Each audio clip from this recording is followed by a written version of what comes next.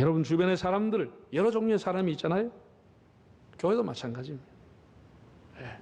덕이 되는 사람이 있는가 하면은 덕이 안 되는 사람도 있습니다. 자기의 주어진 책무를 다하는 사람이 있는가 하면 이것저것 핑계하면서 게으르게 변명하는 사람도 있습니다. 일을 맡겨놓으면 일이 되도록 하는 사람이 있는가 하면은 일을 되는 대로 해버리는 사람도 있습니다. 사람을 만나기만 하면 흐뭇하고 좋은 사람이 있는가 하면 거리감을 갖게 되는 사람도 있습니다. 오늘 이 세 종류의 사람을 통해서 하나님 주신 은혜를 함께 받으려고 합니다. 첫째는 이 편지의 수신자인 가이오라고 하는 사람입니다. 자, 1장 1, 2절 한번 읽어보실까요? 장로인 나는 사랑하는 가이오 곧 내가 참으로 사랑하는 자에게 편지하노라. 사랑하는 자여 네 영혼이 잘됨 같이 네가 범사에 잘되고 강건하기를 내가 간구하노라. 성경에 가이오라고 하는 이름을 가지고 있는 사람이 여러 사람이 있었습니다. 흔한 이름이었던 것 같아요. 가이오라고 하는 이름의 뜻은 기품이라는 뜻인데 바울이 고린도에서 세례를 준 사람도 가이오였고 바울과 함께 2차 전도 여행에 동행했던 사람도 가이오라고 하는 사람입니다. 로마서 16장을 보면 바울이 에베소에서 로마서를 기록하는데 그 식주인, 그 집의 사람을 돌보는 주인이었던 사람의 이름도 가이오라고 하는 사람이었습니다.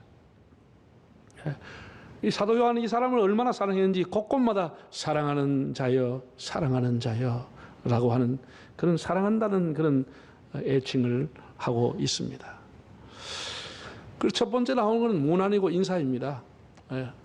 그 사랑하는 자에게 주님 사랑하는 자여 네 영혼이 잘된 것이 네 영혼이 잘되고 강건한 것처럼 네가 하는 모든 일이 잘되기를 바라고 네가 네 육신의 몸도 good health IV 보면 good health 건강하기를 원한다 이렇게 축복했습니다.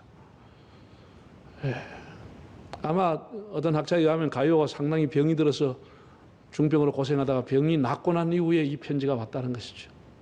앞으로도 계속 건강하기를 바란다. 그런 의미가 있다는 것이죠. 자, 3절과 4절을 한번 읽어보겠습니다. 형제들이 와서 네게 있는 진리를 증언하되 네가 진리 안에서 행한다 하니 내가 심히 기뻐하노라. 내가 내 자녀들이 진리 안에서 행한다 함을 듣는 것보다 더 기쁜 일이 없도다. 가이오라고 하는 사람 이름 그대로 기쁨이었습니다. 진리 안에서 네가 살고 있다고 하니 내가 얼마나 기쁜지 모르겠다. 사랑하는 자여 네가 진리 안에 산다고 하니 내가 기쁘도다. 심히 기쁘다. 이렇게 얘기했습니다. 여러분 이 성경을 보면서 백발노인인 노사도 90이 넘은 사도 요한이 아주 행복해하고 흡족해하고 얼굴에 웃음을 띠고 있는 그런 모습이 상상이 되십니까? 이것이 회춘이라고 하는 겁니다. 이것이 노인의 영적인 회춘입니다. 사도 요한이 나이가 100세가 다 돼갑니다. 여러분 노후에 무엇이 여러분의 기쁨이겠습니까? 뭘 먹으면 기쁨이 와요? 뭘 가지면 기쁨이 와요? 뭘 입으면 기쁨이 와요? 나이가 80, 90 된 사람은 그런 상관이 없습니다. 그것까지 기뻐하지 않습니다. 10대, 20대 애들 카페 가면 아무것도 아니라 깔깔깔깔 웃지만 노인들 거의 웃지 않아요. 뭘 줘도 별로 맛있는지 몰라요. 없어요. 뭐가 그를 가장 기쁘게 하느냐 노후에 그 자녀들이 하나님 안에 진리 안에 살아간다는 얘기를 들을 때 기쁘다라는 거예요. 이것이 영적인 회춘이라는 거예요. 내 마음을 흡족하고 새 힘을 솟게 한다는 거예요. 여러분 목사의 노후가 뭐가 기쁘겠습니까? 내가 섬겼던 교회 목회의 열매가 있고 기도의 열매가 있고 교회가 나날이 부흥하고 있다. 그런 소식 들을 때보다 그 만족과 기쁨이 보람이 어디에 있겠습니까? 여러분들이 나중에 부모로서 자식이 정말 예수 안에서 모든 사람으로부터 사랑받고 칭송받고 인정받는 사람이 된다. 이런 소식을 들으면 얼마나 기쁘겠습니까? 그게 얼마나 보람이겠습니까? Great joy, 매우 심히 기쁘도다. 네가 진리 안에 살아가고 있다고 하니 내가 너무너무 기쁘다. 노사도가 이렇게 그를 칭찬해 주었습니다. 우리가 진리라고 하는 것을 헬라어로 보면 알레데이아라고 하는 알레데이아, 숨겨진 것이 드러난다. 그런 의미를 갖고 있는데 알레데이아라고 합니다. 예수님께서 빌라도의 신문을 받는 자리에서 진리에 대한 말씀을 했습니다. 내 나라는 진리의 나라이다. 나는 이 땅에 진리를 증언하러 왔다. 진리에 속한 자는 내 음성을 듣는다. 이렇게 말했습니다. 그런데 하나님의 음성을 듣지 못하는 사람은 진리에 속하지 않았기 때문에 주님의 음성이 들어오지 않는 겁니다. 진리에 속한 자는 내 음성을 듣는다. 예수님이 이렇게 말했어요. 근데 빌라도가 유명한 질문을 했습니다. 진리가 뭐냐? 진리가 뭡니까? 이렇게 물었습니다. 이 사람은 질문만 했지 진리를 알려고 하지 않았습니다. 사실은 그 질문의 의도를, 뉘앙스를 보면 진리를 아주 비아냥하는 그런 질문이었습니다. 초라하게 피를 흘리며 채찍을 맞고 빌라도의 법정 앞에 서 있는 예수의 입에서 진리라고 하는 말이 나왔을 때 진리가 네 밥 먹여주냐? 진리가 너를 풀어주냐? 진리 좋아하고 있네. 진리가 너를 살려주냐? 비아냥조로 진리가 뭐냐라고 물었습니다. 조롱하면서 물었던 겁니다.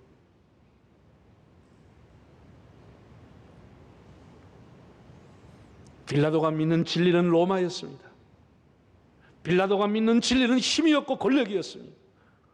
빌라도가 믿는 힘은, 진리는 황금이었습니다.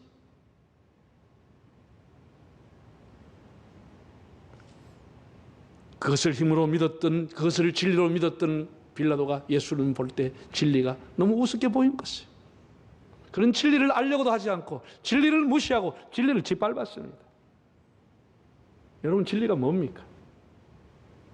우리가 사전적으로 얘기하면 바른 도리, 바른 이치, 수학적으로 말하면 변개될 수 없는 원칙, 규칙, 공식, 자연과학적으로 말하면 타당한 논리, 그런 것이 일반 사회에서는 진리라고 통용이 됩니다. 그러나 교회는, 우리 기독교는 진리의 종교라고 하는데 교회와 성경은 그것을 진리라고 말하지 않습니다. 진리는, 교회가 말하는 진리는 영원성을, 불변성, 영원히 불변하는 것이다. 생명성, 생명이 있어야 된다. 이런 것을 포함하고 있는 것이 진리라고 말합니다. 예수님께서 스스로 이렇게 말했습니다. 내가 곧 길이요, 진리요, 생명이라. 예수님이 진리라, 스스로가 진리라고 그랬어요. 오늘 네 가지의 진리에 대한 성경에 나온 것을 여러분에게 한번 읽어볼까요? 다윗의 기도가 시편 31편에 뭐라고 했냐? 내가 나의 영을 주의 손에 부탁하나이다. 진리의 하나님 여호와여 나를 속량하셨나. 하나님을 가리켜서 뭐라고 했냐? 진리의 하나님이라고 한 거예요. 그 다음, 내가 아버지께 구하겠으니 그가 또 다른 보혜사를 너에게 주사 영원토록 너희와 함께 있게 하느니 성령은 뭐라고요? 진리의 영이라. 자, 이리 보세요. 그 다음 한번 볼게요. 예수님이 마지막 기도예요. 요한복음 17장에 뭐라고 했냐? 아버지의 말씀은 진리입니다.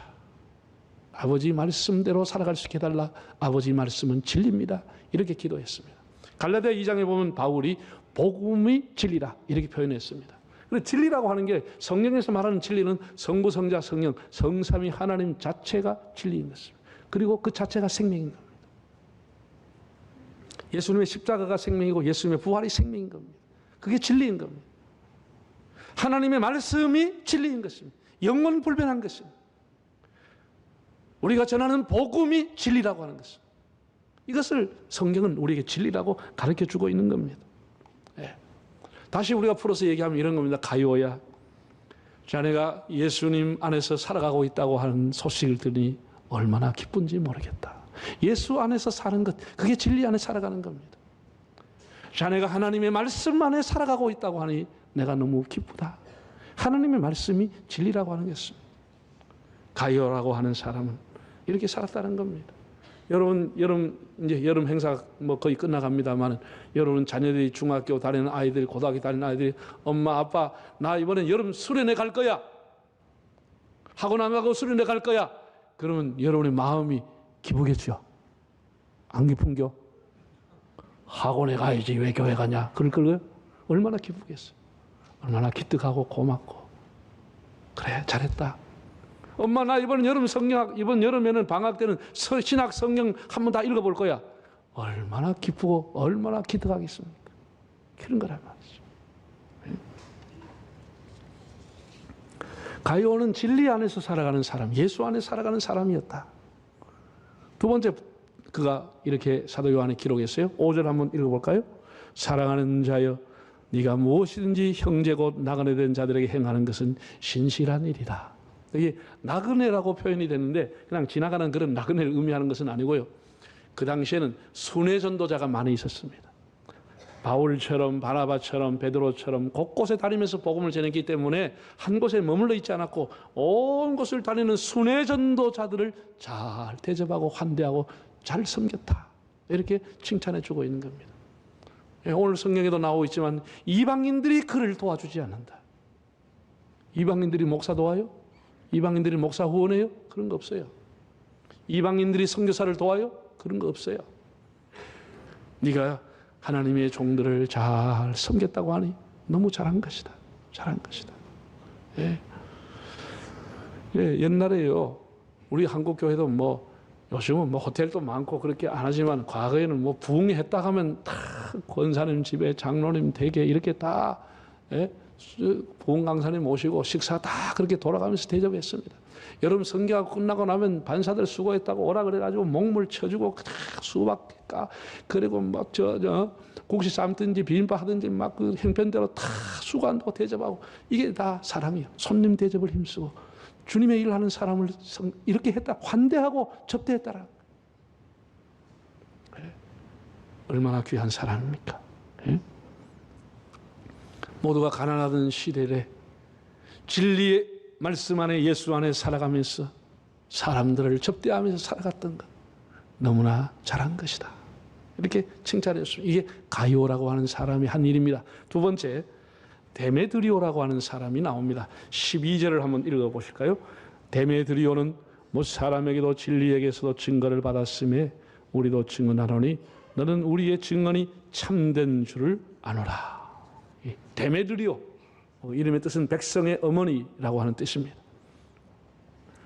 교회 안에 자신에게 주어진 책무를 성실하게 하면서 진리 안에 살아가면서 사람들에게 칭찬받는 사람이 있다. 양심적으로 살아가면 법 없이 살아가는 그런 데메드리오와 같은 사람이 있다라고 하는 것을 요한이 말하고 있습니다. 예. 여러분 우리가 교회 밖에도 법 없이 살아가는 사람도 있습니다. 선한 양심을 가지고 교회 안에도 양심대로 살아가는 사람도 있습니다. 법 없이 살아갑니다. 데메드리오는 그런 종류의 사람이었다 이렇게 봅니다. 나는 우리 교회 안에 법 없이도 칭송받고 진리 가운데 살고 선한 영심으로 살아가는 데메드리오와 같은 사람이 많아질 수 있기를 바랍니다. 저 사람은 정말 법 없이도 사는 사람이다. 우리 예수 믿는 사람은 그런 칭찬 좀 받아야 안 되겠습니까? 어때요? 저 사람 맨날 자고 난 법 참 꼴찌 아픈 사람이다 이러면 되겠습니까? 따라합시다. 법 없이도 사는 사람이 되자. 여러분 다 그렇게 되시기 바랍니다. 법 없이도 살아가는 사람, 양심으로 살아가는 사람, 데메드리오라는 것. 세 번째 사람이 또 있어요. 디오드레베라고 하는 사람이. 이 사람의 이름의 뜻은 굉장히 좋아요. 양육받다 하는 뜻이에요. 양육받다는 이름을 갖고 있으면 양육 안 받은 사람이에요. 지멋대로 살아버렸어요. 절대로 본받지 말라고 요한이 경고하고 있습니다. 이런 사람 조심하고 해가 되는 사람이니 조심하라 이렇게 말하고 있습니다. 어떤 사람이었는지 9절과 10절 한번 읽어볼까요? 내가 두어 자를 교회에 썼으나 그들 중에 으뜸되기를 좋아하는 디오드레베가 우리를 맞아들이지도 아니하니 그러므로 내가 가면 그 행한 일을 잊지 아니하리라. 그가 악한 말로 우리를 비방하고도 오히려 부족하여 형제들을 맞아들이지도 아니하고 맞아들이고자 하는 자를 금하여 교회에서 내쫓는도다 이렇게 했어. 이 디오드레베라고 하는 사람은 성경에 나오는 것과 같이 으뜸되기를 좋아해서 자기가 제일이라고 생각했습니다. 순회하는 전도자들 주의 종들을 맞이하지도 않고 다 멸시했습니다. 무시했습니다. 우리를 맞이하지 않았다. 우리라고 하는 사람 속에 구심나는 노인인 요한이 포함되어 있는 것입니다. 노인이고 다 무시하고 존중하지 않았습니다. 오히려 악한 말로 뒤에서 비방하고 그들을 환대하고 접대하려고 하는 사람들을 출교시키고 교회에서 쫓아버렸다는 거예요. 이렇게 막대먹은 사람, 아나무인이 호환무치한 이 번번스러운 사람도 교회 안에 있다라고 하는 사실입니다. 우리 교회에 있다는 게 아니고 이 교회에 있었다는 거예요. 가이오 교회에 있었다는 거예요. 예? 참 피곤한 사람 아니에요. 여러 사람에게 상처를 주는 사람. 쉬운 성경 보면 이렇게 나와 있어요. 디오드레베가 우리 말을 들으려고도 하지 않고 충고도 받아들이지 않았습니다. 그것은 디오드레베 자신이 그 교회 우두머리가 되고자 하는 마음 때문입니다. 어떤 병이 들어버린 거예요. 우리가 교회 안이든 교회 밖이든 크고 작은 단체, 공동체가 많이 있어요. 그 공동체에서 리더급에 속하는 사람이 받기 쉬운 유혹이 으뜸병입니다. 내가 제일이라고 하는 거예요. 내가 제일 잘났다고 하는 거예요. 이게 성경에서 말하면 하만병이라고 부를 수 있어요. 하만이 어떤 사람이었습니까? 나 외에 누가 있으리요? 자기가 돛대 같아. 자기가 제일이라고 그랬어요. 하만병이에요. 그래서 이 사람 때문에 모든 교인들이 초신자들까지 전부가 다 상처를 받는 거예요. 예배 들려가면 그 예배 기도하는 사람 그 뭐 기도 나도 왕년에 해봤어. 별 거 소용없어. 괜찮아 괜찮아. 이렇게 다 사람 힘 쫙쫙 빼고 신앙생활 제대로 못하게 하는 거죠. 네. 모이면 자기가 주도권을 잡고 자기가 헤게몬을 잡아야 되고 자기 기득권을 뺏길까 봐 전전긍긍하고 모이면 자기 존재감을 드러내려고 하고 여러 사람을 힘들게 하는 거예요. 격려를 몰라요. 타인의 수고를 몰라요. 그래서 분쟁과 분열의 원인이 이런 사람들 때문에 일어나는 겁니다. 예? 으뜸되기를 좋아하니까. 이 사람에 대해서 요한이 뭐라고 했죠? 11절을 한번 읽어보겠습니다. 사랑하는 자여 악한 것을 본받지 말고 선한 것을 본받으라. 선을 행하는 자는 하나님께 속하고 악을 행하는 자는 하나님을 뵙지 못하느니라. 선한 것을 본받으라. 디오드레베를 본받지 말아라. 이렇게 말하고 있는 겁니다. 예수님은 으뜸이 되고자 다투는 제자들에게 이렇게 말했습니다. 누구든지 으뜸이 되고자 하는 자는 남을 섬기는 자가 되라. 그렇게 말했습니다. 섬기는 것이 으뜸이 되는 것이다. 십자가가 으뜸이 되는 것이다. 섬김이 높음이다. 이렇게 주님은 가르쳐 주었습니다. 여러분, 하나님께서 여러분에게 뭐 힘이 있습니까? 좋은 자리에 있습니까? 권력이 있습니까? 지식이 있습니까? 건강합니까? 하나님이 여러분에게 잠시 맡겨놓은 소모품에 불과한 겁니다. 시간 가면 다 사라질 것들입니다. 소모품이에요. 그게 사라지기 전에 그것을 가지고 낮은 자리에서 섬기기를 힘쓰기를 바랍니다. 자기 목소리를 죽이고 섬기는 사람이 될 때 모든 사람에게 존경을 받는 겁니다. 여러분이 혹시나 조금 잘 삽니까? 두 마디 할 것 한 마디 하면 더 존경받습니다. 왜 사람들은 이거 돈 좀 있다 큰 소리 치네 이렇게 되고 마는 것이에요. 여러분이 잘 나갑니까? 높은 자리에 있습니까? 세 마디 하고 싶을 때 참고 한 마디도 안 하면 존경받습니다. 이거 잘 나간다고 큰 소리 치네 이렇게 되고 마는 겁니다. 이게 사람이 다 심사예요.